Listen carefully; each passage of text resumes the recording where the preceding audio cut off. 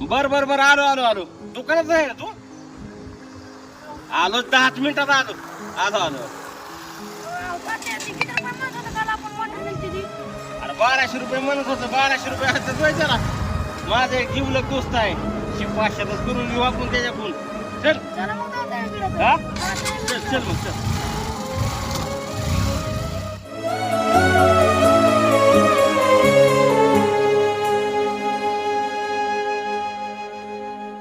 रख रख त्या रानातून अरे ओके ओके अरे काय झालंय बघ बरं मोटरेला